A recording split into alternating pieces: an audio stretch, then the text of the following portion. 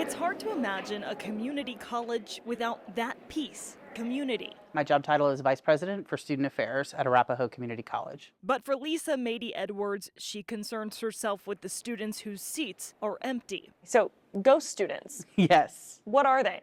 Well, they're hard to find.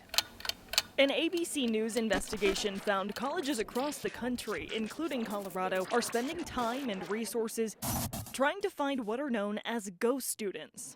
Scammers using stolen or fake identities, applying for financial grants, and reaping the benefits. There's just somebody on the roster, but I never see them. I never necessarily hear something live from them, but I might get some kind of work sometimes turned in. How did you guys even notice the first case like this? One weekend we came in and we were suddenly super popular. We'd had over 900 applications. Right? And we're great. And we think we're the best school ever, right? But all of a sudden, 900 people finding us who all happen to live in the same 5-mile radius? Weird. For the admissions department here at Arapahoe Community College, the concept is not necessarily new, but the frequency and the hoax's evolution is. We see in some of these fraud schemes where people are enrolled at 2 or 3 different schools at the same time receiving aid at all of them. Jason Williams is a federal investigator with the U.S. Department of Education. He sat down with ABC's Steve Osunsami. Right now we have about 200 investigations open nationwide. Experts attribute the recent rise in ghost students to a perfect pairing: remote learning, the new normal after the pandemic, and a boom in artificial intelligence. Is this something you ever thought you would deal with when AI first started coming around? No, right? I mean, you always want to imagine the good use of it, right? And then you're like, and eventually you get cynical. You know that it's going to be used to try to fraudulently try to do something. We wanted to know exactly how many of these ghost students in Colorado have been detected. Turns out the state's Department of Higher Education does not track that data. But according to Williams, the Department of Education has investigated more than $350 million in fraud related to this scheme.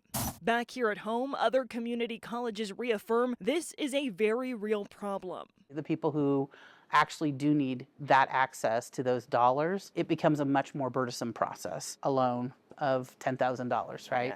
Yeah. But multiply that times 10 times, it's obviously profitable. I think the worst we've seen was right around 33-34% fraudulent. And this was students that were actively enrolled at the institution. With a new problem comes a new attempt at stopping it. Maurice Simpkins, a former NFL player, now runs a software company, SAFE. It stands for Student Application Fraudulent Examination, used by more than 100 schools to identify applicants who might be fake. Most, he says, are coming from other countries. Bangladesh, Pakistan, Nigeria.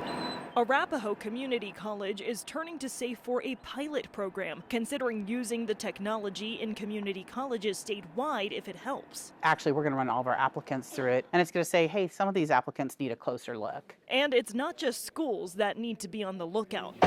So do you. What can I do or anyone else do to protect our identity from being used to go to college? Pay attention to those credit reports and those fraud reports, right? If you get contact from a school saying something like they think you're enrolled, that's good to follow up if you're not. But if you're looking to go to school for real, we're happy to help you there too.